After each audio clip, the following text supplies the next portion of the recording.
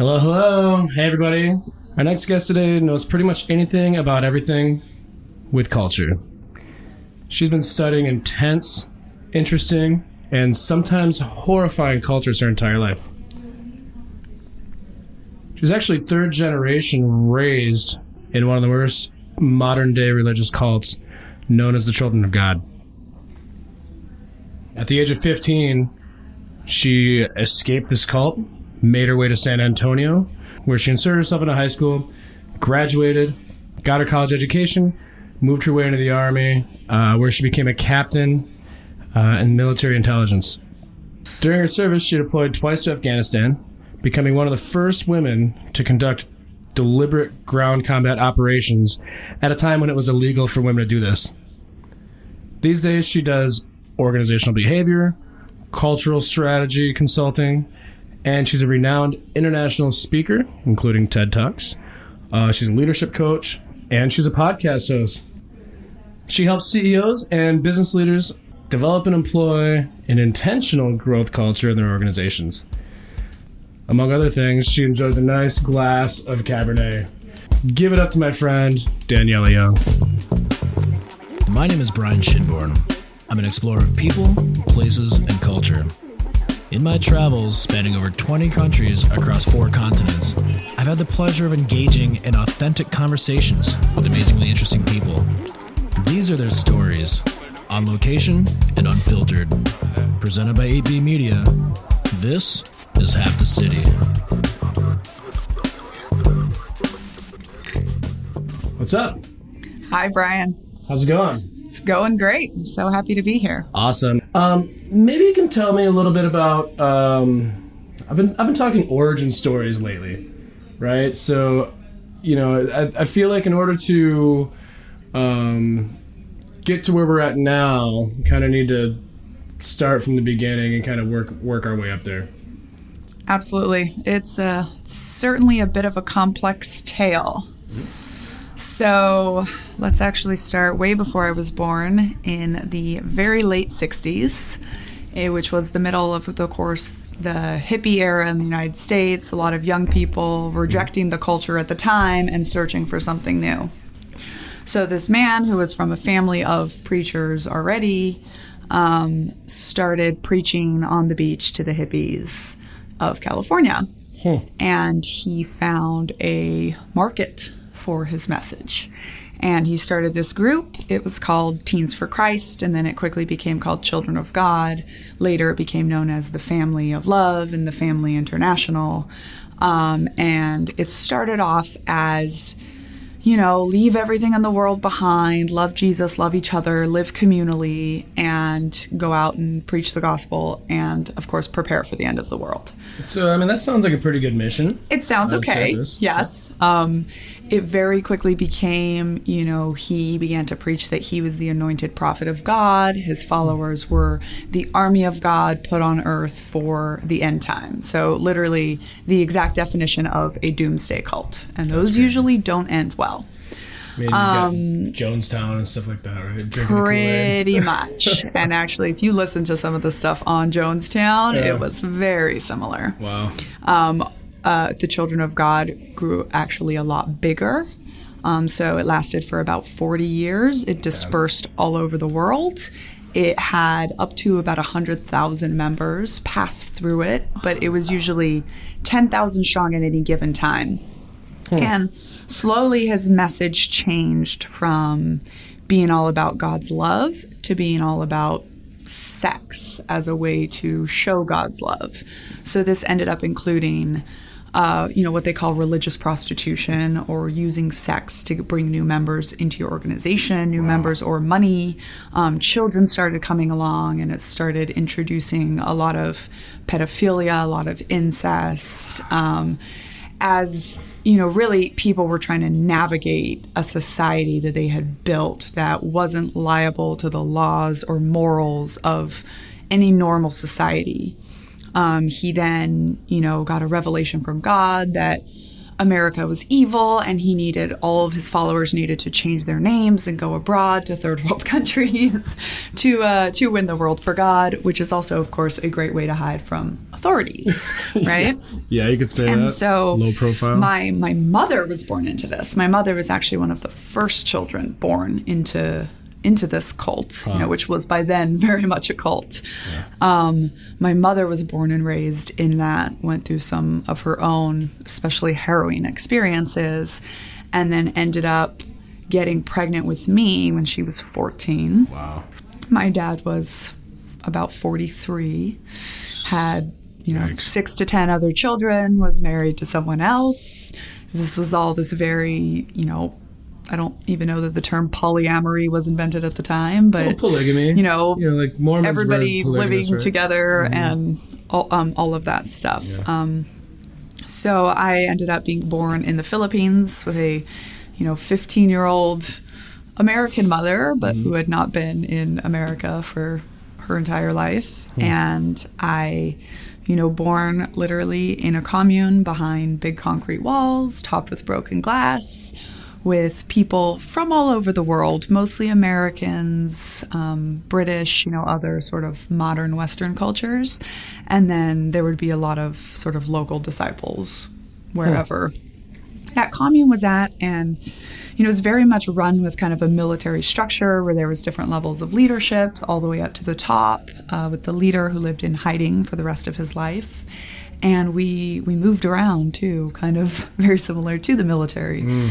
So I ended up, spending the first couple years of my life in Asia, then moved to South America where I was in Peru, and then for about 10 years in Brazil. So I spent, the majority of my youth growing up in Brazil, but still in an American commune in Brazil. That's crazy. So there's a lot to unpack there, but I don't want to dive too deep on it because we've got other stuff to talk about, right? And I don't want you to be defined by that, right? Like it's part of your story, part of who you are. I'd love to know tons of details about that, obviously. But I'm more interested in, so you were raised into this environment. That backstory is, it's the whole, like the way that everything came together with that and like how you came to be because of that is, to me, it's, fascinating. But I'm curious about how you went from there to where like this is the only thing you knew, right? This was your world, right? You're born into this, your mom, your dad, everything like this. When you're in an environment, when you're in your own world, that's all you know, and so that's normal, right? So I'm wondering, like, you escaped at 15. I want to know, like, how you, like, what it was that made you realize that what you're involved in was something that you shouldn't be in, and like, where that was when that point clicked.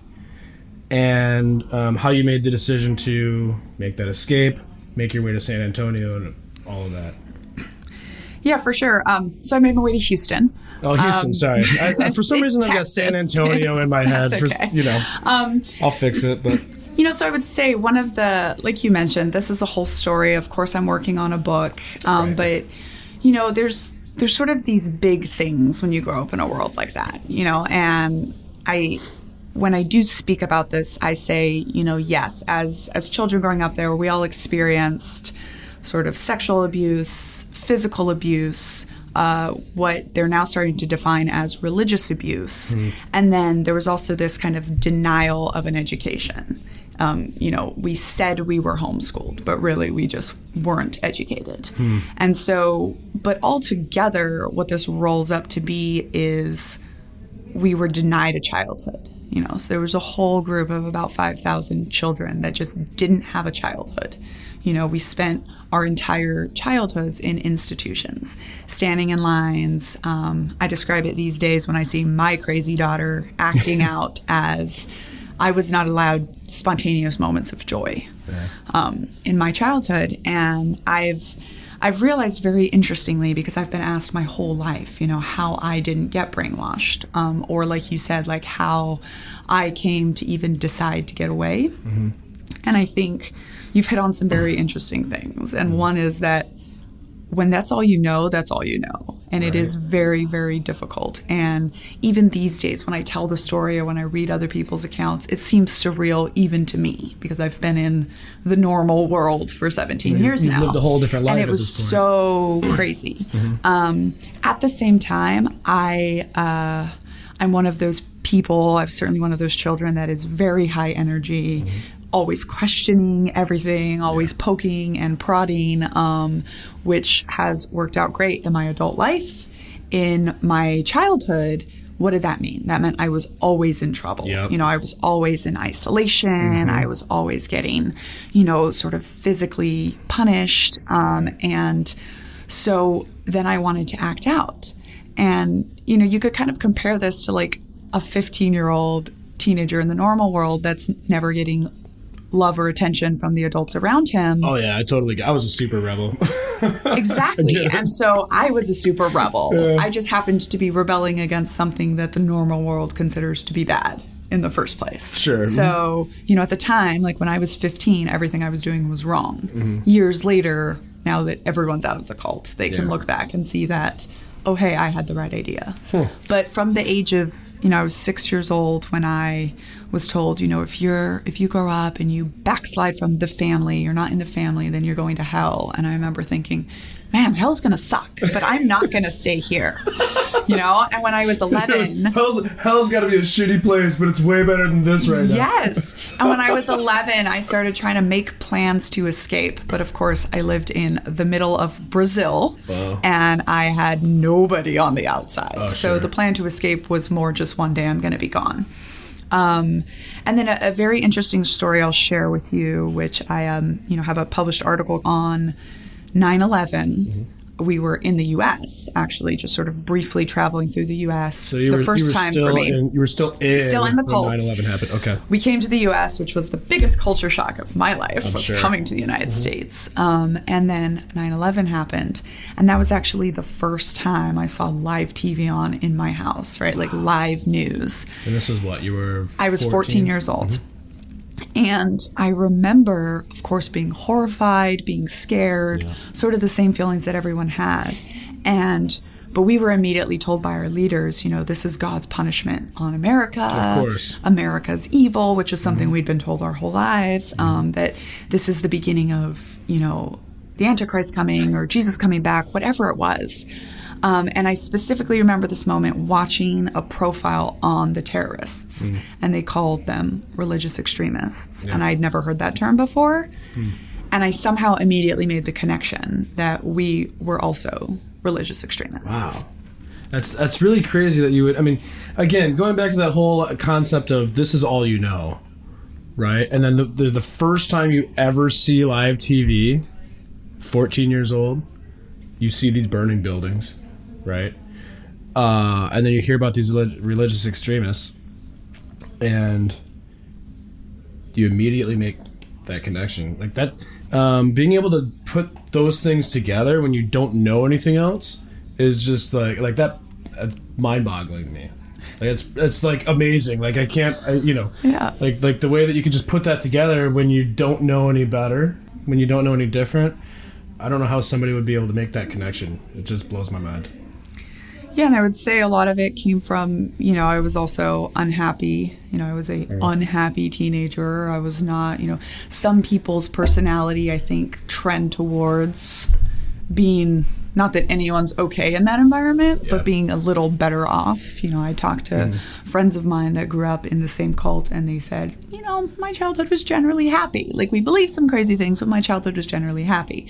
Whereas I was a very unhappy child. I was always in trouble, acting out. And so for me, it was another step of, I think wanting to get away. Yeah. And then, you know, I started this whole sort of track of rebelling, which is really easy to do when everything is controlled, and sort of eventually got to this place where I was being half, you know, in cults or religions, they call it excommunication, half kicked out, and they didn't want me there. They didn't know what to do with me. But at the same time, my parents were very famous, well-known people. They were in the leadership, and I was a third generation. I was actually the oldest third generation. So it was kind of a big deal. My family was a bit of celebrities in the cult, so it was kind of a big deal for me to leave. So they didn't want me to leave. And actually I was 15, so even though it sounds today like I was super brave, like I was a 15-year-old that knew nothing about the real world. So I was pretty scared. Yeah. Like I wanted to go to high school. It was all I wanted was to go to high school, which was a huge crime in the cult, right? It's like saying you wanted to go to a worldly education. Right. But that was all I wanted to do. But at the same time, I was freaked out. And my mother actually pulled me aside and, took me for a walk where nobody could hear and was like, look, we have a place for you. We've arranged to send you to a stepsister of mine. My mom at the time was married to an older man. I had a stepsister. I have 24 siblings, okay? So it's all over the place. One of my stepsisters, I'd met her maybe 3 times in my life, and they're like, we're going to send you there. And she was like, are you sure you don't want to go? And it was very much, hint, hint, Daniella, this is your opportunity. Take it. And these days I'm incredibly impressed by her, and I always say that she wasn't strong enough to get herself out. It took her till she was almost 40 with 8 children of her own to break away from the cult, but she was able at a time that I really needed it to give me the push that I needed. She brought me to Texas. She dropped me off with my sister with $0, so that was fun. But I hear that. Definitely had a little bit of help. Could not have done it on my own. So your mom orchestrated that whole thing. Yes. That's crazy to me. I mean, that's the bravery that she even portrayed, right? Because, you just mentioned, they're like celebrity. They're very strong, powerful leaders in this organization. And for your mom, and she was born into this too. And she was born into it too. And also not to mention, let's not forget the belief. Yeah. So even while my mom wanted to get me away and knew that there was a better life for me, she 100% believed in the religion, in the beliefs of the cult. It was breaking her heart that I was backsliding from their religion. Exactly. Oh, and by the way, I was going to lose contact with all of my family because nobody in the cult could talk to anyone outside of the cult. So it was quite a drastic thing. It reminds me of like stories that you would like almost like fairy tale sort of things, right? Where like hundreds of years, medieval times, that kind of stuff, where somebody helps someone escape because there's they need that better life or what. It's really it's like a modern day. Sounds like a really good book that you want to read, right, Brian? Absolutely. That's what I hear you saying. So exactly. Just wait about a year. That's exactly what I'm talking about. But it's like a modern day story like that of heroics and absolutely extreme bravery and stuff like that. So you escaped to Houston, and then what? Yeah, so great story. So I'm in Houston. I'm 15 years old. I show up. Me and my sister, who also, by the way, never went to school, grew up in this cult, left when she was 25. So she's been out for a year, not even. So she's still trying to get her bearings. She's working at a bar. She's trying to figure out her life. She's got a spare room in her apartment, or a spare bed in her 1-bedroom apartment, and I'm there. And we show up to the high school to enroll me, and literally, Brian, I had a U.S. Social Security card. That was it. I had never been in school for a day, so there's no record of me. I had never had a vaccination or been to a doctor, really. And so I show up like, hey, I want to enroll in high school. And they're just like, who are you? They cannot even comprehend. They are like, and I had just moved here from Mexico at the time. So you're like an undocumented. So I am like an undocumented child from Mexico, except I'm super white with blonde hair down to my waist. And they literally said to me, okay, we cannot enroll you in high school because you don't exist.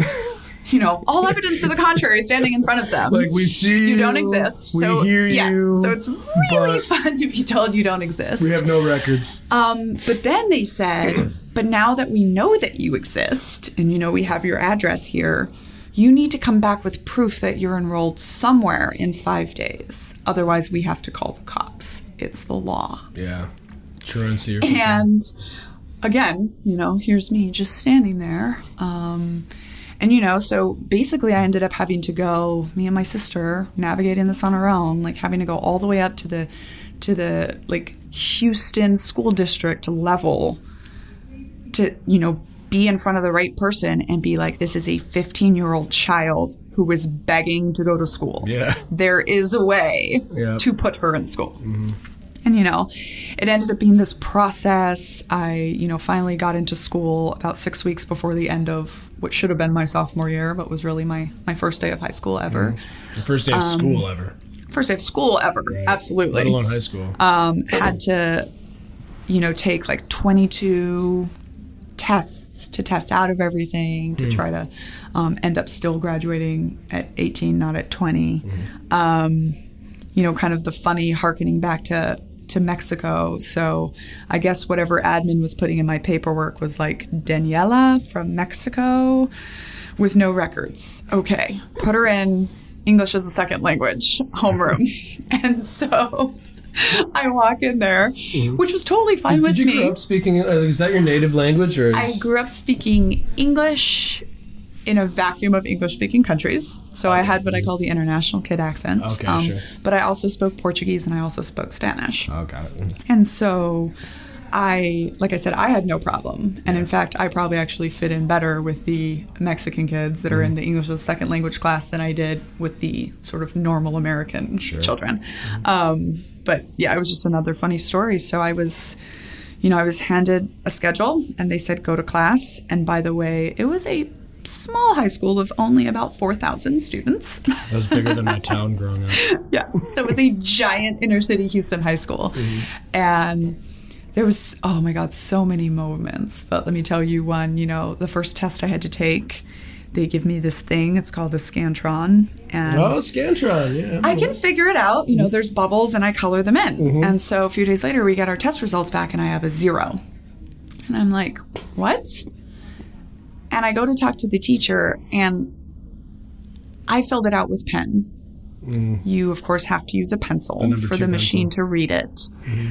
I'm trying to explain, like, it's not even that I didn't know that. It's that I didn't even know how to ask the question about what I did wrong. Because the teacher's just looking at me like, you idiot. Why did you fill out a Scantron with a pen? Like, you're just being a rebellious 16-year-old. And so it literally, we would just go around in these circles and I will never forget my first day of school ever. I'm standing in a hallway and, 4,000 students are walking by and I somehow zeroed in on this one pair of students having a conversation. What I would today say was just like a discussion or a debate, a logical back and forth. Well, what about this? Well, what about this?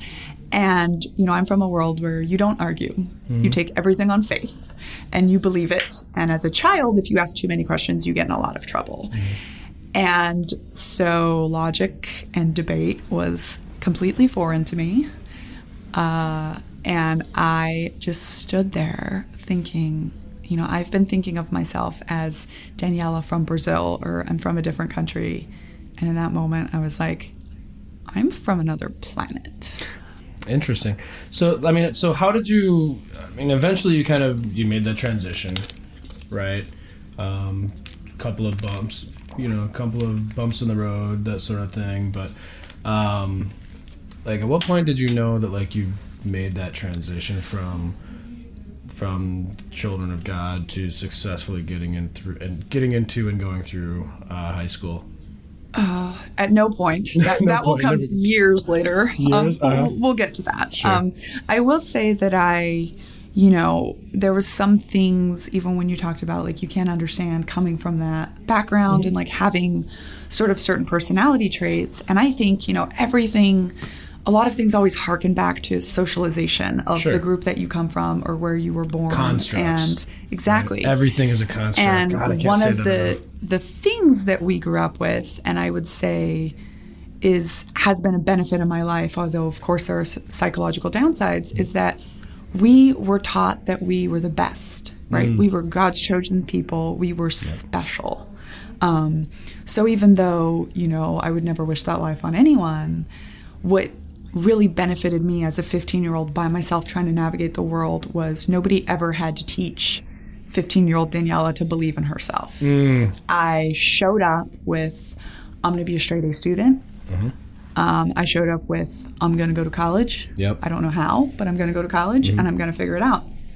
And so, it's very, it's interesting. And you and I, Brian, have talked about this too, that for motivated people, all you need is for someone to tell you that you're going to fail. And I felt that about 10,000 people were not just waiting for me to fail, but wanting me to fail. The 10,000 people in the cult, so they could be like, see what happens. And so I had drive. I was saying, there's like nothing better than being able to like prove all the doubters, all the haters wrong, right? And be like, look, Exactly. If you don't love me when I'm there, you can't love me when I'm here. You know what I mean? Like, Yeah. And then, I would also like to talk about, there was this moment that I realized the benefits of the hardship that I gone through or the story that I had. And this has now remained true for the rest of my life. And so I mentioned I wanted to go to college. I had zero money. I was working for minimum wage, 40 hours a week, supporting myself. And so I was going to join the Marines, which you will appreciate. I do appreciate that. So that was my idea. I want to be a badass. I'm going to join the Marines, and they're going to help me pay for college. Right. And I was talking to recruiters, and I was doing all that. And then one day in high school, in English class, we had to write our college entrance essay. Okay. And you had to write it as a paper for English class, even if you weren't planning to go to college. Sure. Which is literally the best thing that ever happened to me. Cool. And the prompt of that essay was, what makes you different? And you can't think of anything. Nothing. No. So I'm sitting there going, what do I write about? Do I write about the fact that I have 24 siblings? Do I write about the fact that I live on my own? Do I write about the fact that, oh, hey, I was raised in a cult, which ended up being the title of my essay. But a friend of mine sitting next to me, who, I would help her with her English homework, and she was the perfect, all-American cheerleader.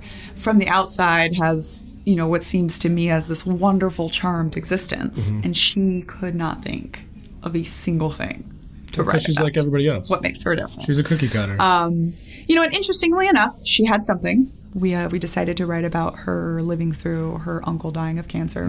But it was kind of this very interesting moment for me when I realized, oh, hey, there's something about me that makes me different, and that's going to end up being a benefit, which it turned into in two ways. So, of course, there's money. And, in fact, I ended up getting, several different packages, like $24,000 of independent scholarships to go to college. And the other thing was that it got the attention of the right people. And so in high school, that was the high school counselors and the high school principal. And by the way, 100% of those scholarships I got, they applied me to. Oh, sweet. Because I had no idea the process of going to college. Awesome. And so, my high school counselor, which to this day still impresses me because she had 1,000 students, she read my essay, she took me under her wing, and she basically forced me into college. That's amazing. And so, so it turned out I was like, cool, I got 24 grand, I'm going to college. And then I went to college and realized it costs a lot more than 24 grand. Exactly. It's just a bit. But it's a good start. Like, let's be honest. Like, that's, that's a good chunk of money to start, making your way through school. But I think you touched on something that was pretty interesting, though, right? Like, you say, hey, I realize I'm different, right? A lot of kids, a lot of high school kids, maybe they've got insecurities about that sort of thing, or they take it as a point of pride. But it's one of those things where, I can't say this enough, but, everyone's unique. Everyone is their own set of moments and their reactions right, to those moments.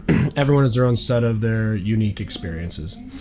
Who you are today or who you were in high school are different people because you're evolving and you're shifting every single day, right, depending on which decision you make and where you wind up and all that stuff. There are a lot of people that want so badly or think they want so badly to be like everybody else. And if they're different, like maybe a lot of times they can take that as an insecurity or like, God, oh, I'm different. Why can't I be like everybody else? But when you realize being different's fucking awesome, and being different means you stand out and you can do things, you can do things that normal people can't do, and you realize how much power is in that. I think that's when you start winning the game, right? Winning the game of life or whatever, however you want to say it. I don't give a shit. But you know what I mean? Like it's a pretty incredible insight you got at a young age. Yeah, there's this great comedian I love, Catherine Ryan, and it's interesting to me that comedians are actually political activists, right? Oh, sure. Like that's their real power. Yeah, totally. But she says, a lot of people want to be normal, but there's no such thing as normal. There is only ordinary. Exactly. That's right. I love it. But, so let's fast forward through college. College was, of course, an incredible time, and I learned to sort of develop my mind and ask questions. Sure. But to get to your point of when I really felt I was kind of through the transition, and I've been, first of all, transitioning my whole life. Sure. I'm kind of a unintentional transition expert, and I think it takes about 6 years minimum to just get through a major life transition. Okay. So think about right around the age you're ready to send your kid off to school. Took you about 6 years to transition into being a parent. Yep. Then it changes all over again. Or for me it was leaving the cult, getting through 2 years of high school, 4 years of college, and I couldn't believe that I was going to have a college degree. And I definitely felt this like, I've done it. I've made it. And I felt this like awe. Yeah. And, I was graduating valedictorian from college, and I, was giving this speech, and I was trying to figure out what I was going to do next with my life. And now I look back and I realize I had no freaking clue of how to operate on my own without an institution. But at the time I felt like I was so successful at this transition. I owe so much to the United States of America and to the American dream. And I'm going to go join the military. Nice. And so you joined the Marines? No, because by then I wasn't that crazy, so I joined the Army. Well, we can't all be perfect. It's all good. So, but for real, though, listeners, check this out. Like, no education. She started education at 15 and graduated college as valedictorian. Like, how the fuck is that even possible? You know what I'm saying? Like, you don't got to get into that too much, but I'm just like... No, it's very simple. Let me tell you. There is no end to what a child who's denied an education will achieve. Yeah, I guess so. So there's a very, or I should say what they're driven to pursue as far as education. So there's a very good book out now called Educated. And she, another version of grew up in a crazy family that denied her an education, and she went through and got a PhD. Wow. I'm actually going back for my PhD next year. Sweet. And, in college, I wasn't skipping class. Are you crazy? I knew exactly. I skipped a lot of class. And most people do. And it literally took me till junior year of college to relax enough to think that if I missed one day of class, my world wasn't going to implode. Right. I was so viscerally aware of what, first of all, every class was costing me $53. That was a lot to me.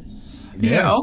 I wasn't missing that. And I valued it. I didn't see a class as something horrible. I was like, and first of all, I majored in literature, and I was like, I get to read books, which I was never allowed to do growing up. I get to go to class and discuss books. Yeah. I get to have the opposite point of view of my professor, and they encourage me. Isn't that crazy? And they stimulate my mind. This is awesome. So college was a wonderful, wonderful experience for me. And, when you do what you love, it's easy to be good at it. Absolutely. Nice. So you kicked ass in school. you joined the Army. What happened with this? I want to talk about that point where you're like, it's clicked. You made that transition. Yeah, so, at the time, like I said, I described it as, I still always had this lingering kind of like 9/11 was one of my first experiences of it being introduced to America. So, of course, I have this very, visceral feeling of I'm an American. There are terrorists out there trying to attack America. I also have this, like, I owe this debt to the American dream. I need to pay something back. And I found out about the Army Officer Program, which says, so, first of all, let's caveat and say I was graduating with a degree in English literature in 2009.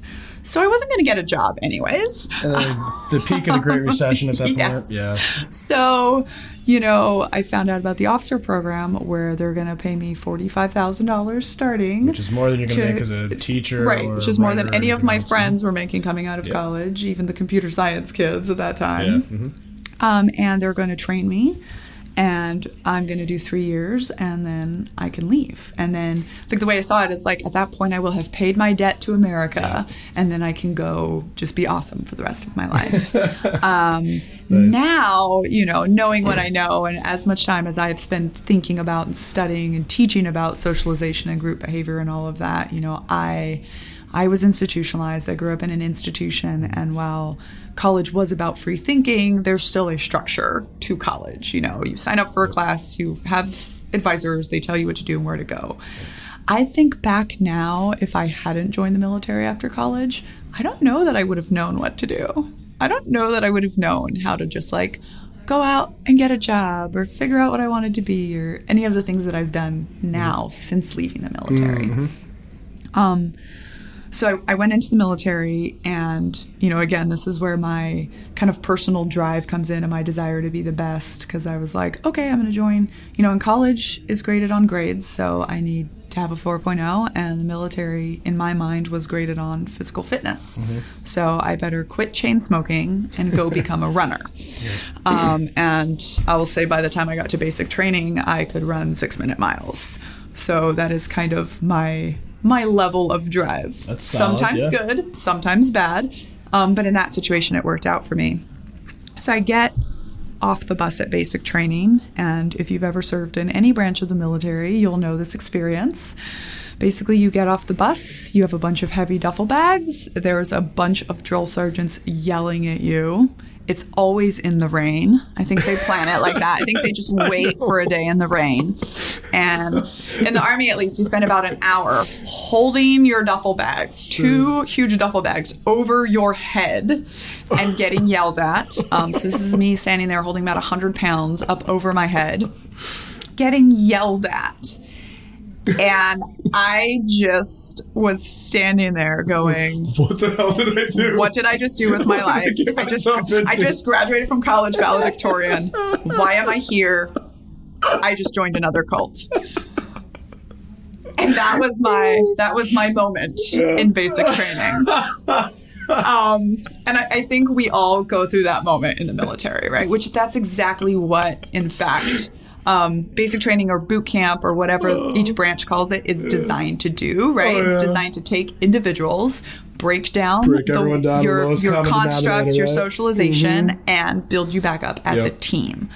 So, and honestly, once I kind of realized that, or once I got used to it and also just resigned myself because I wasn't going anywhere for 3 years, basic training became really easy for me because it was like, getting up before dawn, standing in line, never being alone, getting yelled at, having to deal with physical pain and mental pain and emotional pain was run of the mill for me. So again, this was another time of advantage for me where there was a lot of wonderful, wonderful people that have joined the military. But for most of them, that's their first time leaving home, their first time dealing with any real sort of hardship. Not for everyone by far, but for many people.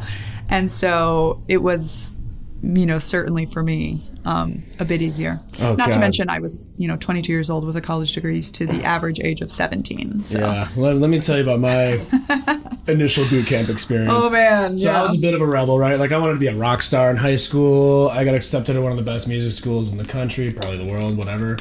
I didn't go. I spent a semester at Central Michigan, and then I joined the Marines because I was just fucking bored. when I got off that bus for like the first week. No, probably about the first like day-ish, probably less than a day. You know, I'm standing at attention and they're like barking down your face. You know, they've got their finger and their index finger and their thumb just like, you know, like this close together and just right in your face. They're like, right? And I'm just standing there at attention, just like smirking and fucking trying not to laugh. Because I'm like, what the fuck am I actually, what is this? I might just take this guy seriously. And they wiped the smile off my face real quick. Oh, yeah. They tried. I will say that my drill sergeants failed miserably at breaking me from the habit of saying yes, sir, and yes, ma'am. Uh-huh. You say that to officers, by the way, for all the listeners. You don't say that to drill sergeants. However, we said that in Marine I Corps spent boot camp. 15 years of my life saying yes, sir, and yes, ma'am to everyone, every day, all the time. And yeah, they definitely socialized me into the Army, but it took me quite a long time to learn to not say yes, sir, and yes, ma'am to every sergeant major that scared me, even once I was an officer. Yeah. That's funny. Oh, man. I remember the specific moment that I was in. Like, you know, because I went from being this rebel kid, you know, this punk. I was a punk, right? I was a punk rocker, all that stuff. Having a hard time taking this thing too seriously. So Marine Corps boot camp is 13 weeks. This is probably about 6 weeks in. There was a guy in my boot camp platoon that literally pissed his pants on the squad bay. Or not the squad day, on the parade deck. Because we were out there drilling for like 5-6 hours that day. And they didn't let us use the bathroom. But I think it was the same guy. So this guy was like super out of shape. And the drill instructors were like, fuck this. We're going to get him in shape. So he calls me and 2 other guys and this guy up to the front. And they're just like, you got to do fucking push-ups, right? However they said it. Like, oh, push-ups. And we had to go as hard and as fast as we could. And we could not stop until this guy couldn't take any more. And, you know, it was this breaking point for him because he thought he couldn't do anymore. But yet, you know, he thought he couldn't do anymore. The drill instructors were trying to get him to quit, trying to get him to give up. And that was when I was at this point where I'm like, you are not fucking quitting. Let's fucking go. And like just pushing and pushing and pushing and pushing. And finally he had this breakthrough moment where he was able to satisfy the drill instructors. And that was my breakthrough when I was like, you know what? I'm a fucking leader. I'm in. And I went from being this like punk fucking rebel kid to like falling in line and being one of the top recruits in my unit. Yeah. Yeah. Fucking crazy. And you know what's so interesting to me about that story, Brian, is that, okay, I will say that a lot of the Children of God cult survivors end up going into the military afterwards. Because that's one thing that, you know, kids without a great education but with a lot of drive can do and be successful at. Sure. But most of us report kind of the opposite moment, right? Where we all have that experience where it's going on. It is evangelical level of holy rolling, shouting, physical activity, blah, blah, blah. People are crying. There's American flags flying, right? Toby Keith is singing. Like, yes. You know, we all have these moments. And us Proud cult survivors, we're looking around going, oh, this is the brainwashing. Yes, that's exactly what it is. You know, so one of the interesting things for me with my experience in the military was they never quite got me. Yeah. I served for 6.5 years. I went to war twice. I was an officer. I was a leader. Super proud of my service. Did all this stuff, which we'll talk about. But I never just like bought in hook, line, and sinker. Wow.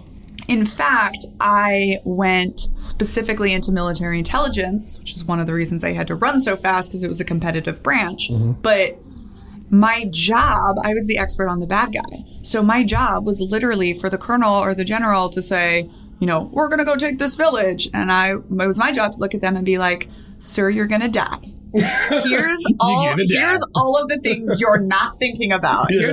So it was my job to be devil's advocate. Yeah. And I think that's the only reason. I was very good at that, by the way. I was very good at being devil's advocate, very good at seeing the other perspective, which, you know, as I'm like sort of writing and telling my whole life story, I'm like, oh, like, you know, when I left the cult and I had to learn about how to be a normal American person, like now I have to go to Afghanistan and learn all about, how the Al-Qaeda terrorists are thinking, and it's, of course, two very different groups of people, but it's just another research project. Like, I just need to go and learn. So this ability to kind of be like, I don't understand how these people think, but I can immerse myself in it and learn it. Yeah, exactly. It's been, another outcome interesting outcome that I've seen from my life.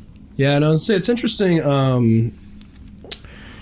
Just the studying of cultures and people and stuff like that, right? Like, I think we kind of share something like that in a sense, like with my travels. But even in America, I grew up in Michigan, but I lived in San Diego, Las Vegas, Boston, New York, LA. I've been in Seattle for a couple of months. In every place that I've been, I've had to rebuild my network, right? So every time you're rebuilding your network, you're meeting people, that kind of thing. You've got to study those little microcultures, right? Those subcultures of America. So, as easily as people can be like, oh yeah, we're fucking all Americans, we're all the same. That's not true. That's not the case. And, the people that are the super connectors and are the kind of powerful people that can go anywhere. I'm similar like you, Brian. I can go anywhere and build a community around myself. Right. In anywhere, and it's because you become a chameleon. Yeah. And because for me, I grew up without ever having to learn to relate to anyone because we were all the same. We all, no matter where we moved in the world, we all had the same life. We just fit into another little commune, which is the same reason military people love other veterans, right? Because you find out two pieces of information about them and you immediately like, have a connection. Yep. But people that fit in well in any culture, any society are like learn to be chameleons, right? And learn that everyone has a story and everyone loves their culture, right? And so if you talk to people about their culture and you learn about their culture, of course, it's not the same experience as being one of them, but you can appreciate you can be accepted in those groups, and you learn so much about socialization, about how we think. So these days, it's one of the things I actually do is teach classes on building community. Look, everywhere you go, I teach for military women and military spouses, and it's easy for people to say, for example, oh, we don't have a support network because we're here away from all of our family. And I'm like, I moved to Washington 4 years ago, and my husband and I spend a night out once a month without our toddler because she's with someone in our network that we have built actively and intentionally built a network around us. Next year, we're moving to Houston, and I already have a spreadsheet for all of the different types of people that I need to make connections with for the transition plan for my family. Nice. Because we are moving to a new culture, to a new place, and even though it's Houston and that's where I went to high school, it's been a minute, and so we got to go back and we got to reintegrate, Yeah, and like, I just want to finish this point really quick, but like, when I say like, oh, the different subcultures are different, I'm not saying bad, right? Like, I'm not a believer in black and white. I'm not a believer in good or bad necessarily. I think, I think most people at their core, they all want the same stuff, right? They want a good life. They want to, make a little bit of money to take care of themselves and take care of their families and whatever else. And, the differences are more in the details on how they go about it, right? Or the types of relationships they build or whatever else. Yeah. Obviously, you're on the same page with that, right? I'm wondering, like, as you've been doing this research, right? The research into the American culture, the military, and then Afghanistan with the intelligence. How did that translate? So you're doing this research stuff, but how did that translate when you're, looking at Al-Qaeda in Afghanistan? Yeah, so I definitely agree with you, like you said, and I think that actually as humans we get into trouble when we try to put everything in black and white, right? Nothing's all good, nothing's all bad. And one of the things I say these days a lot is that, people ask me all the time, like, how did 100,000 people get sucked in by this cult, right? Well, cults do some things right. Human beings want community. Yep. They want love. They want connection. They want purpose. And that's what organizations like cults, like the U.S. military, and like many other organizations do very, very well. Yep.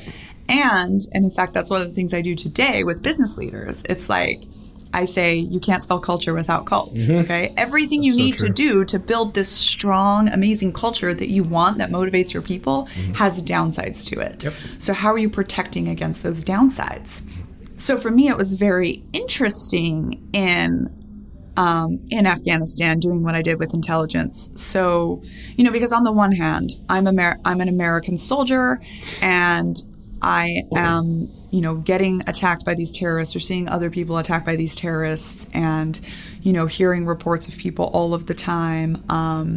My entire team that I was patrolling with pretty much was killed on one mission. And so I very much am viscerally connected to that. Yeah. At the same time, I have this ability to kind of disassociate myself with that and still realize why the terrorists want to do that, right? And so it goes back to that religious extremist. Yeah.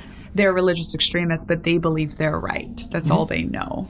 Right. And in fact, several different moments where I would hear, my counterparts describing, the Afghans as animals because they would be planting roadside bombs with a 2-year-old in their arms as a shield against, whatever the Americans have in the sky. Or as inhuman because their kid gets blown up on the street and they come 3 hours later to the base to ask for money. Wow. But that's also the world.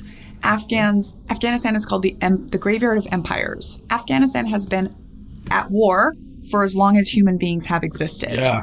And so if my child went out on the street in America and got blown up, a lot of people's lives would be destroyed. Not just me and my husband, right? Everyone that knows my kid would be like, what the hell?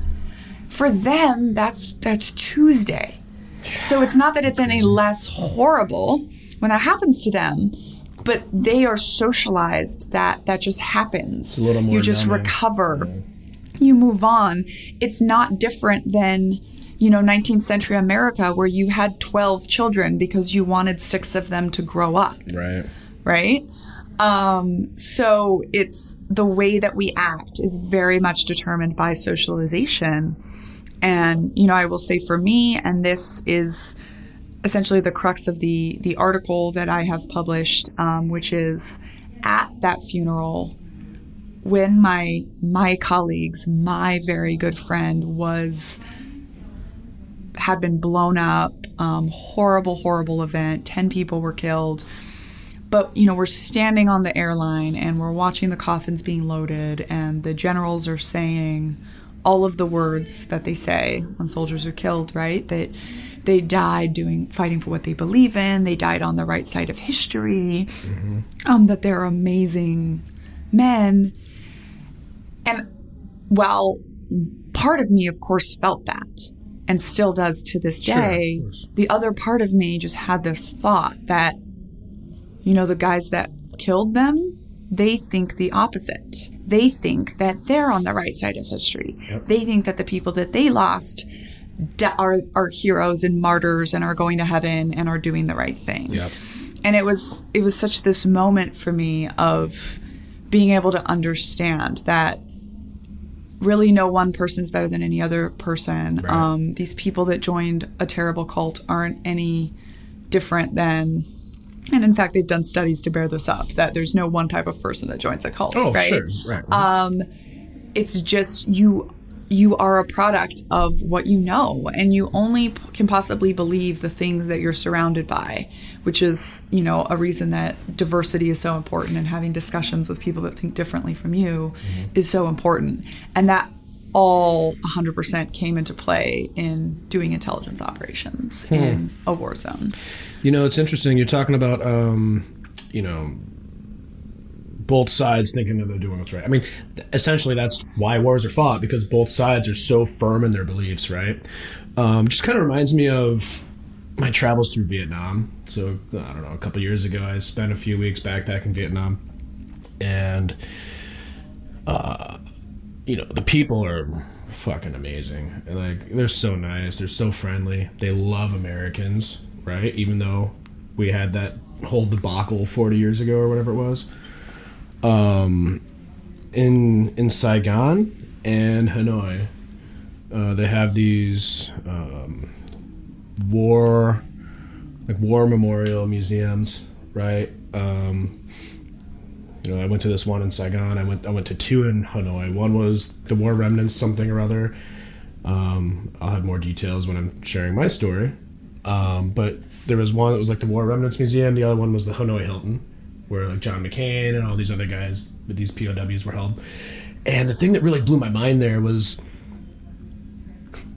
from an American perspective, I'm like, the propaganda here is ridiculous, right? Because it's all about, oh, we treated the American POWs so well, but the Americans treated our people like shit, and like, we're on the right side of history and all that stuff, right? And when I was seeing that stuff, I was like, it hit me that whoever wins gets to tell the story, right? Exactly. And of course you're going to put yourself in the good light. And again, nothing black or white, so I don't want to get into the politics of Vietnam. But it made me realize that every piece of history that America tells, it's all fucking propaganda too.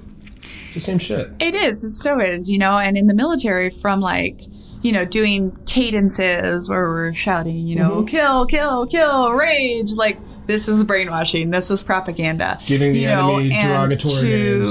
Right. And to the flip side, right, them. of in intelligence, and this was actually something like as a leader, as the chief of intelligence and all that, like I had to work really hard with my own team. Mm-hmm. Like you were saying, like, no, we don't use derogatory names. Like, no, we don't all this stuff, because in fact, one of the biggest dangers that the American military has in the wars that we're fighting now is underestimating the enemy, right? Thinking that Muslim culture is backwards, thinking that terrorists are stupid, thinking that, first of all, that those two things are one and the same, and all of these things. Like, if you don't respect your enemy, they are going to get you. And these people are much more hardcore than we are. Like, let's face it, So it really, really behooves us to, like I mentioned earlier, think like them. You have to think like the opposite side, which can be very, very hard to do. And, like we mentioned, we're avoiding politics, but I'm sure we can all immediately think of what side of the political spectrum we are on right now. And I have a hard time. I can't relate to the other side. But it's worth trying, right? And it's worth listening to. Yep.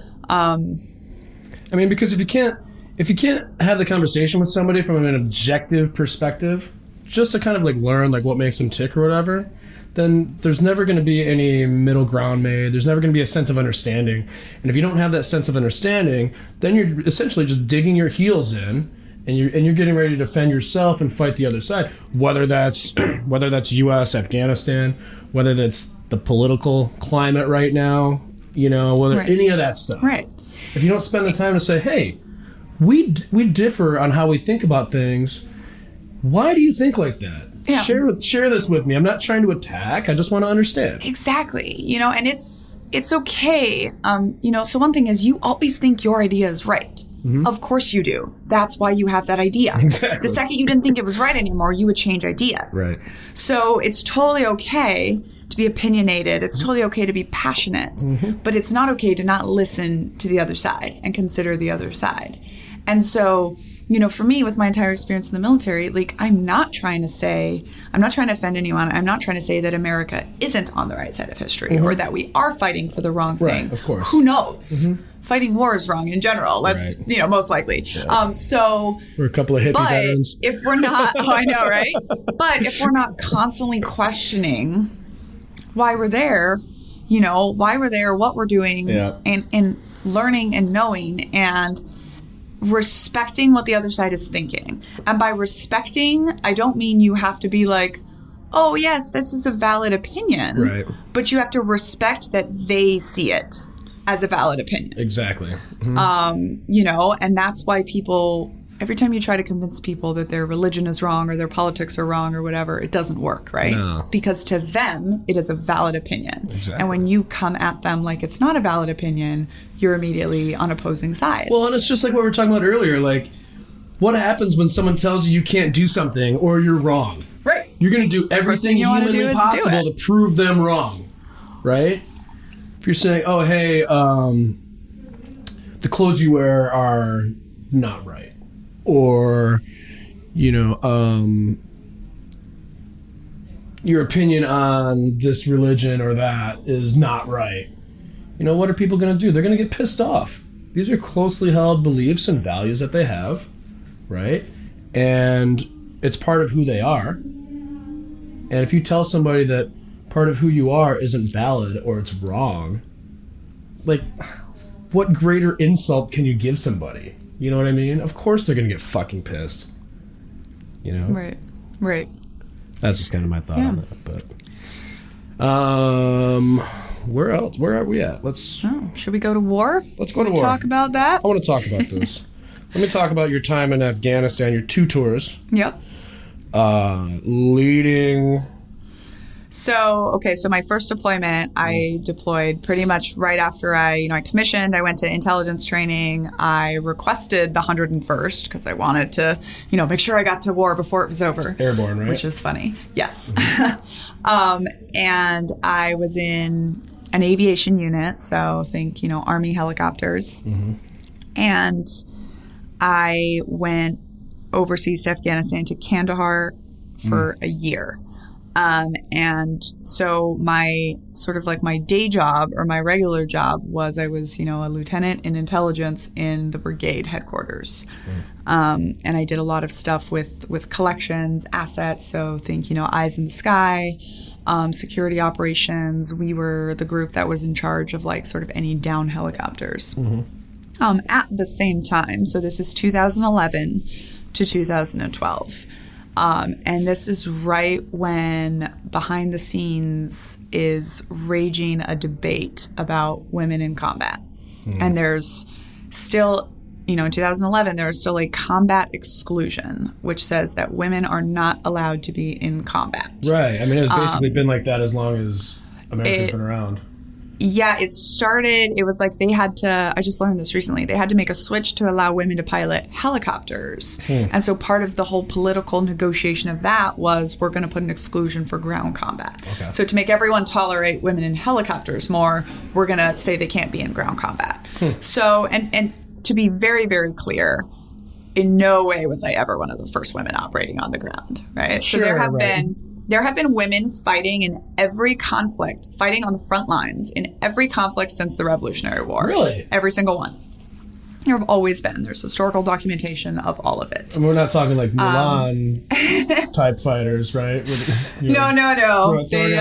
They check you to make sure you're what sex you are what gender you are before you enter the military. So you can't pretend. Yeah, I didn't know. No, that, but there have been. So certainly in the Revolutionary War, there was still a lot of women dressing up like men to go do things. But there just always have been. But it's always been under the carpet. It's been behind the scenes, and it's been most harmfully brushed over. So there's several things from the perspective of these women. One is, we deserve the right to compete for our roles just like any man does, and to have everything that we're capable of us open to us. And by the way, we're capable of all of it, as we've now proven. Right.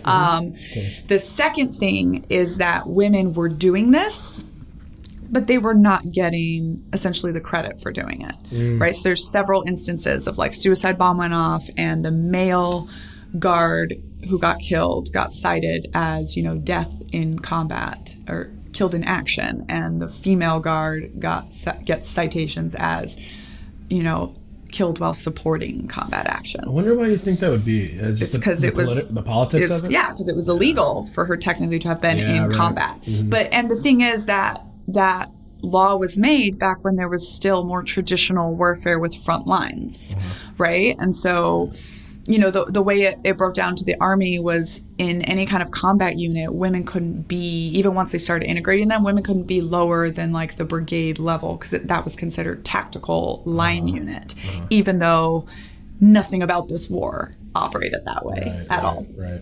So, you know, and then from the perspective of the military, people love to say like, oh, the military is not your social proving ground. Like this is not, we don't need to risk lives so that we can make you feel good or equal or whatever, you women. Well, the thing is, you know, we've already talked about this, the diversity of perspective. Of course, you know, it seems so simple to us nowadays, now that we've integrated all combat arms and we've had such success, that of course you want the perspective of the other 50% of the population in something as serious as life and death war fighting. But at the time, we were focusing on, can women be, for 250 years, we had the argument, can women be as big and strong as men? Right. And we finally started putting us into combat, we realized we don't need us to be as big or strong as men. We need us to be women because we bring something else to the table. Sure. So I was in Kandahar and they wanted volunteers. So basically, back up at Congress, they're still saying no. The American people can't take, you know, a story of a mother being killed overseas. The commanders on the ground are saying we need women because we're fighting an insurgency, which means we're not fighting the Afghan people. We're fighting the terrorists on their homeland.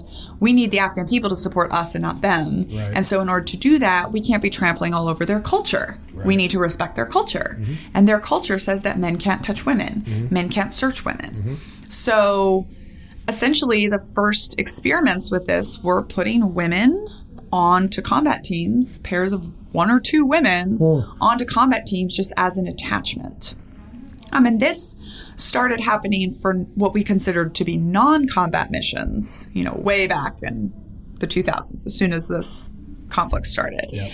However, in 2010, 2011, the Marines started first and then the Army followed the next year, was when the commanders on the ground said, no, we need women attached to every deliberate operation. So deliberate operations are going out for a combat mission, guns blazing, expecting to encounter, you know, expecting to take an objective, expecting to capture people, you know, with that being the mission, right? To take this village, take this whatever, capture this person, and we need women.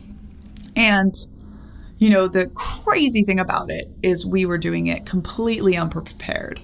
So we had 40 hours of training, cultural sensitivity training. We had about 2 days of, you know, we showed up to the unit and the guys were like, so you want to be in the infantry? All right. We're going to make you bleed.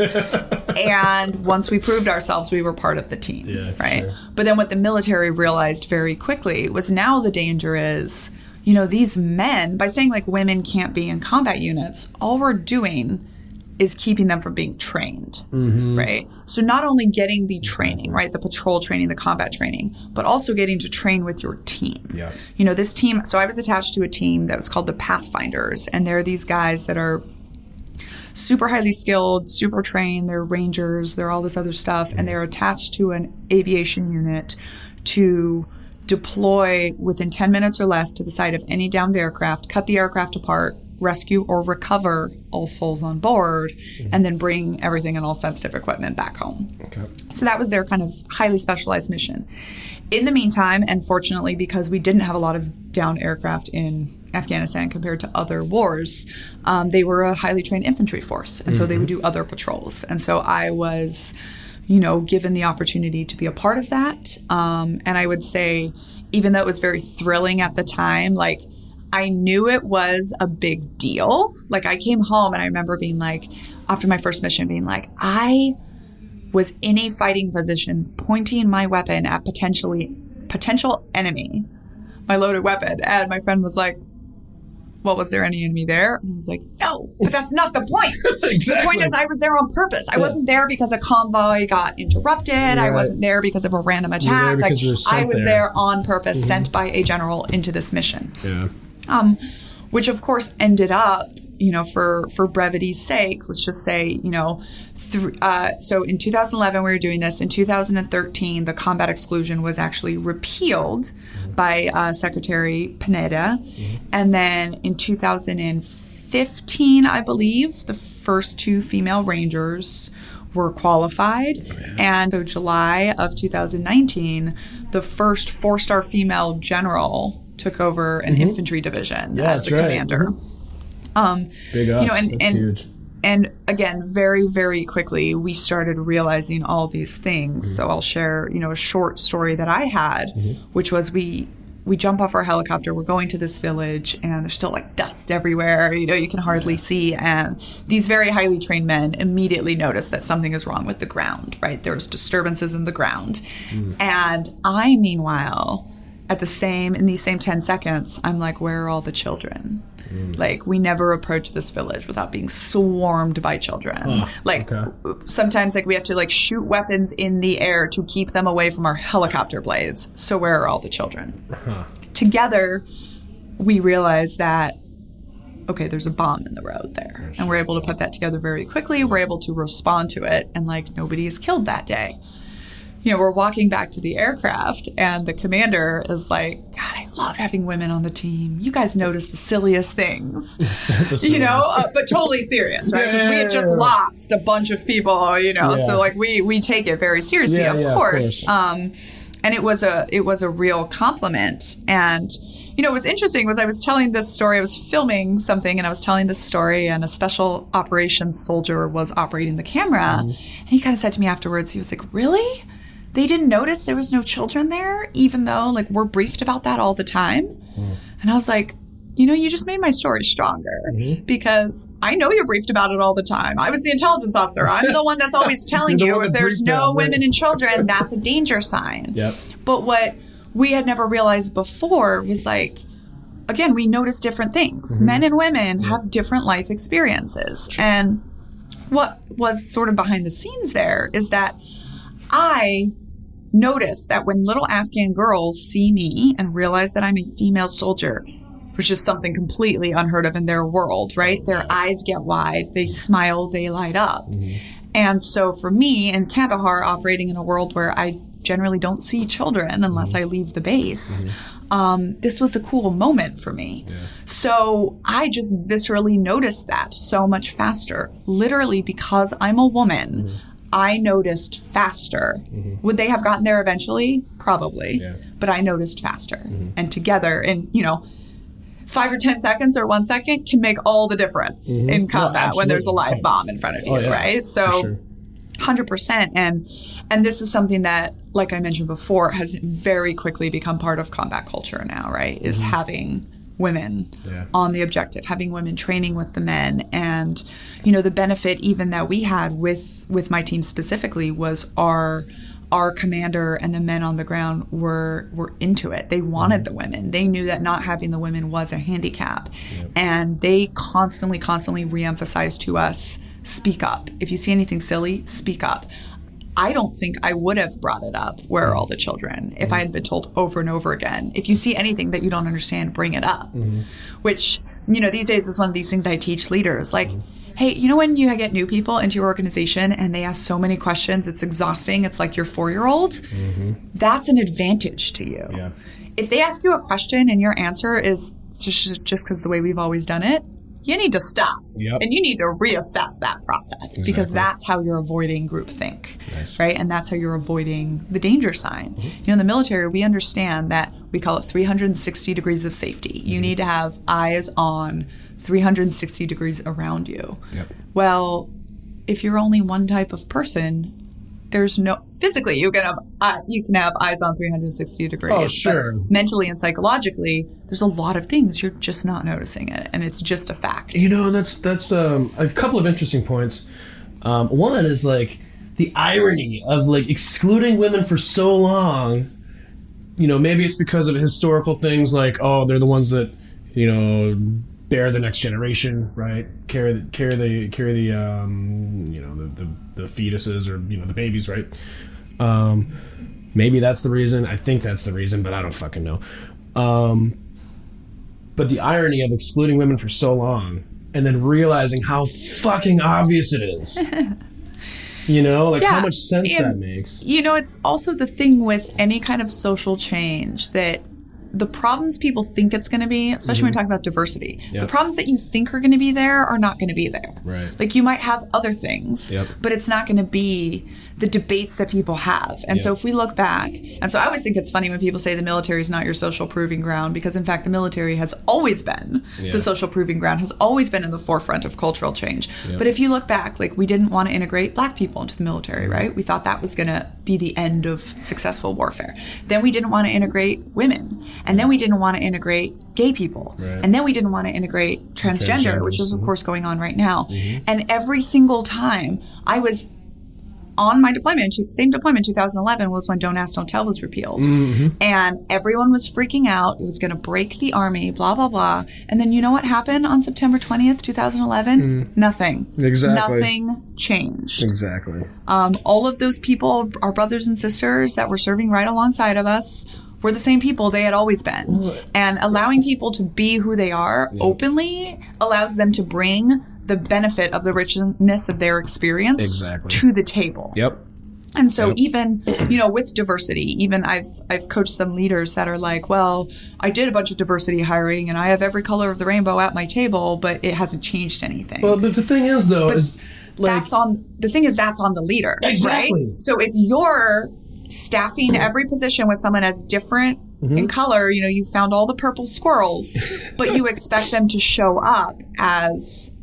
with your opinion, toe the party line, or to be kind of the same idea as everyone else, then you're not getting diversity of life experience. You're not getting diversity of opinion. Exactly. You know, and so when my infantry commander came on, you know, we were both lieutenants. He's just the one in charge, and he's like, "Hey, Daniella, tell me about yourself." And I was like, "What do you mean?" He was like, "What makes you different?" And it was that same line, like, oh boy, that same line from high school. And I was like, all right, we're doing this. But he was one of the first leaders that expressed to me, like, oh my God, like, you have such a different take on everything because of your experience. And by the way, that is useful to me in my combat team. And he literally tasked me, because he asked me, just like you, like, how did you escape from that? How did you even start questioning that group think? And I was like, I don't know, it's just something about me. And so then he kind of tasked me with, okay, Daniella, it is your job to question all of my orders. And he was like, literally, he was like, I mean, when I say get down, bullets are flying, so get down. But don't ask me why we're going on that mission in the first place, right? It was like, this is your value to me. I want you to question everything. And that turned out to be incredibly, incredibly important to you know, our mission and our team. I mean, so going back to to kind of piggyback on that, like the diversity thing, you know, it's so funny that people, you know, you hear so much about, oh, hey, we got to do diversity hires and all that shit, right? I've known, and I've had people close to my professional circles that are like, oh, I need to hire a black person to get my ratio up, right? And I remember this was happening a year ago with somebody that was pretty fucking close to me. And I'm telling this guy, I'm like, dude, you don't hire a black person because they're fucking black. You hire people based on what's on their mind, you know, based on their fucking skill, their drive, you know, their minds and their hearts. And if they happen to be a person of color, or they happen to be this, that, or the other thing, fucking A. You know, you want to get that diversity, you know, you want the diversity there, but you can't force that shit. It's got to be natural. You know? You see, I think that, okay, with diversity, it does have to be intentional, because the thing about the lack of diversity is it's self-perpetuating. Right? So we've all been in military units where everyone looks like everyone else, right? And if you just think of the typical stereotype of a Marine, right? And that's because human nature is to not like to feel out of place. We don't enjoy feeling out of place. So, you know, there's a part of it that needs to be intentional, right? So I think that for leaders, you should have kind of a danger signal. If you walk into your conference room and everybody is one gender or one race or from one part of the country or from only Harvard, right? Like there are companies that do that. That is a danger sign. And so it's important to know, like, yes, I do want to hire more black people. Yes, I do want to hire more women. Yes, I do want to hire disabled people. But like, so it's like that works into your consciousness, but it's, the way I say it for leaders is, look, diversity in your business is not about social justice. Right. It's not about these people deserve it. Right. That's a great outcome of it. But it's about, what do they bring to the table? Exactly. You need to hire a Black person because an African American has a completely different life experience than you do as a white man. Yep. Right? I have a completely different experience than you do as a man. Right. And so, yes, you need to hire, this kind of idea of check the block. Like, yes, you need to have as much diversity around you. But you got to be smart about it. But it's how you how you engage with that. Yeah, exactly. It's how you, if we say we want more, and I'm just going to talk about women because obviously I'm a woman.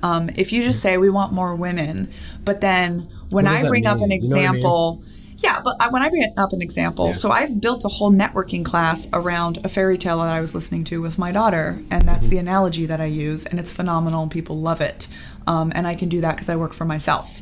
But I don't know if I was still working at, Fortune 500 corporate America, like I did when I got out of the Army, if I would have been like, hey, let me tell you this analogy, and not been laughed out of the room. Right. So if we say we want to hire more women, but we don't want to let them bring the fact that they're a mother, which by the way is incredible leadership training, right, to the table, then we don't really want to hire more women for the potential.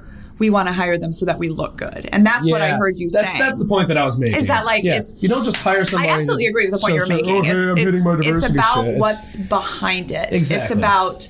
And so I always explain it to leaders where I said that diversity is not about social justice. Right. Diversity hiring is about increasing your profit and decreasing your risk. Yep. Right? And that is what we found in the military. Right. It wasn't that oh, we answered the question that women can be just as good as men, or this is fair to allow women to, sign up to sacrifice their lives just like the men do. We found out that, women actually make us safer. Yeah. Interesting study showed that almost every culture in the world, men hesitate before killing women.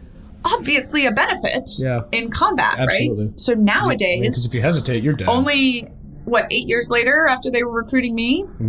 When I wasn't allowed to have my hair down, I had to be dress in uniform, which, by the way, means I look like a man in uniform with helmet and gloves and everything. Now, that when they recruit special operators and the women, they want you to have long hair. They want you to have your hair down outside of your uniform. They want you to have a headscarf. They want you to not wear your gloves when you're interacting in the village so people can tell you're a woman because... just you being a woman is a safety benefit to that team, and we can play off of that, right? I mean, even going a little bit deeper on the diversity stuff, like for me, for example, personal anecdote, I know I've got a pretty diverse network, right? Like I've got friends like you that are veterans and do stuff like that. I've got friends that are entrepreneurs and diplomats and people that work in companies, corporate people. Even one of my best friends from high school, he works a fast food job, and that's he's happy doing that, right? But with everybody that I know and everyone that I talk to, I ask them the same questions, right? Because every single person, regardless of social stature or wealth or whatever it is, right, education level, everyone's got their own set of experiences, which means they've got their own frame of reference and their own knowledge base, right? So when we're talking diversity stuff, I think it's super important to talk to anybody and everybody that you possibly can when you're trying to make a decision, for example, because you get different perspectives. And quite often, you talk to one person, you'll hear something one way. You talk to another person, you might hear something completely different. And somebody that you talk to might shine a light on something that's super important that you wouldn't have recognized or realized without having talked to somebody with a life experience like that or that sort of resources. you know? Well, exactly.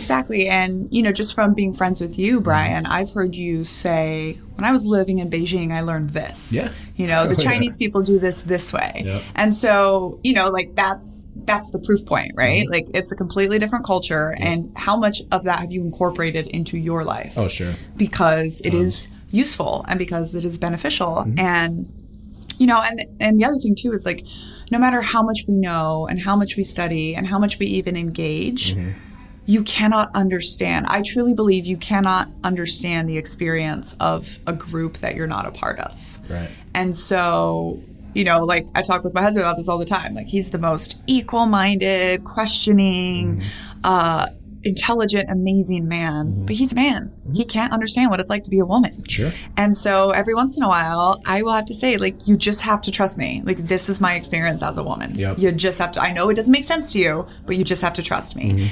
And so, of course, we should all be doing the work to try to become more knowledgeable people. Right. Like right now I'm reading only books written by women of color because I'm trying to understand a different life perspective. Yep.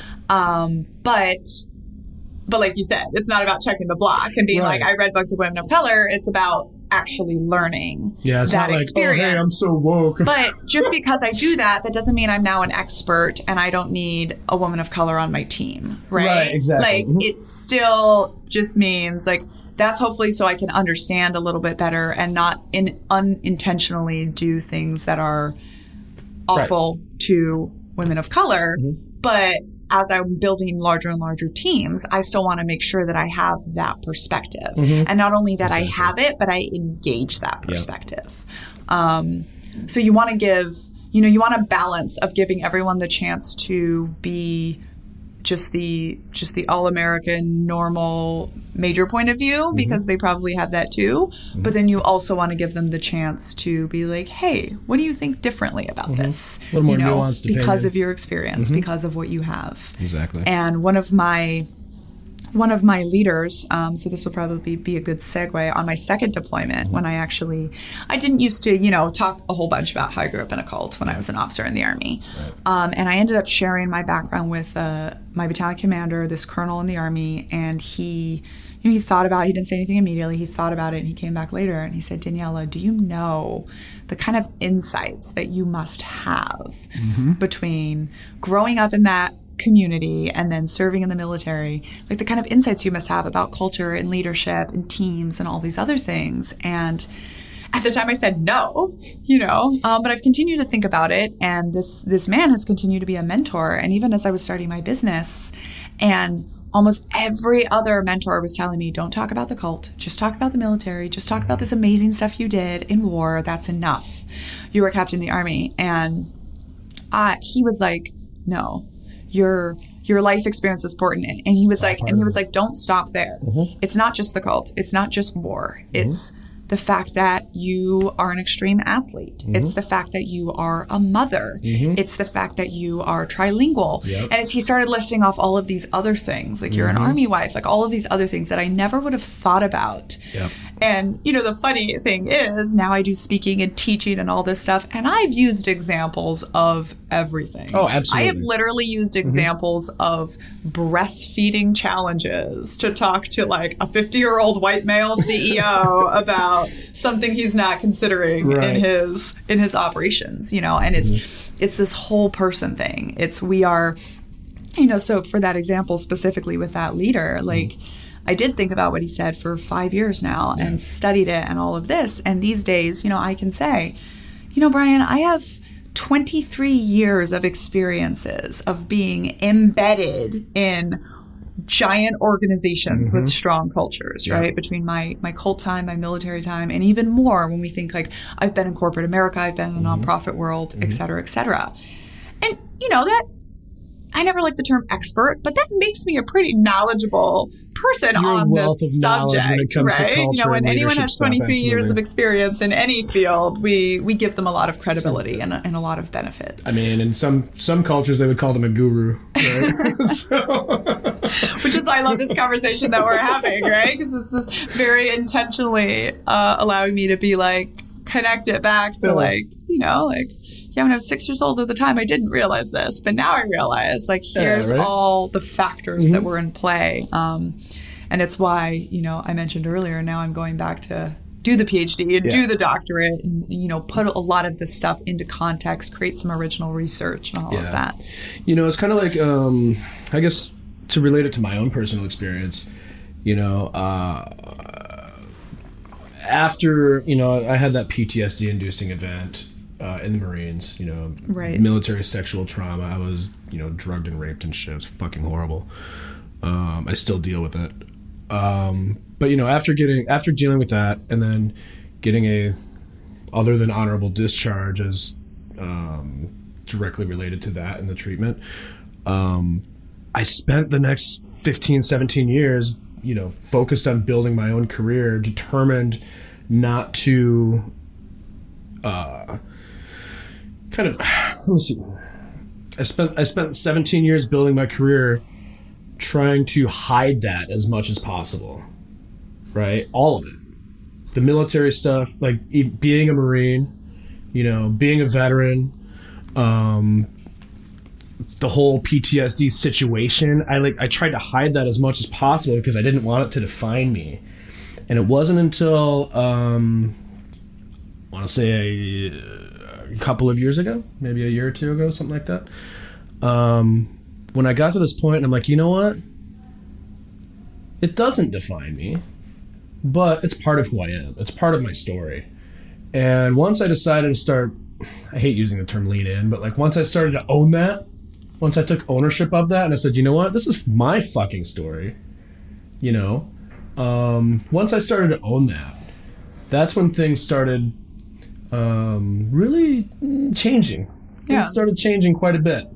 And that's very much the same experience that I've had, right? Like I was told everything from like, well, your cult story is alienating to people. Oh, sure. And once I started sharing that, like, so part of all of the advice that you get from people about like, don't share or don't talk about that, I always think of it as, that's on you, Brian, right? Mm-hmm. And that was on me to share my story in a way that it allows other people to open up and not close off, right? So my cult story has been far from alienating. My cult story has allowed me to connect with so many other people. Mm-hmm. And when I've been telling my story, you know, last year I told my story on the TED stage, and the entire evening after, because it's a big conference, right? It was people just coming up to me and being like, let me tell you about what I went through in regards to this, that, and the other. And so I think, you know, I love the entire idea of this show, right, is everyone has a story to share, and everyone has just incredible lessons that they've learned and incredible value that they bring to the table. Mm-hmm. Every story does. And I have what some people like to think of as a really crazy story, but it's not any crazier than anyone else's. Really crazy story too, man. It's not any crazier or any more valuable or any worse than anyone else's. Right. It's just different. Well, that's exactly it, right? It goes back to, you know, there is no black and white. Everything's a fucking construct.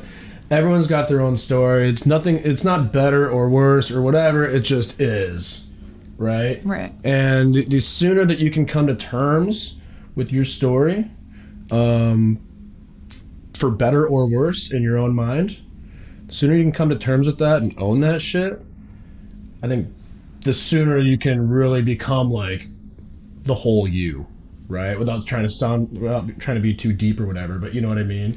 No, absolutely. And that's when you start seeing how everything connects, right? Exactly. It's like we've already mentioned today, like you're a whole person, but you're also a different person. Right. And so if you never go back and share those stories, you know, if I had never started sharing my cult stories, you know, I always looked at this as just something hard that I'd overcome. Mm-hmm. I didn't look at it as this entire theme of my life, right? Or entire, you know, like these days, like, yes, I'm a pretty good expert on socialization and group culture and organizations and how they work and how they grow and the good sides and the bad sides and what you can do to build strong culture and how you can avoid building a cult.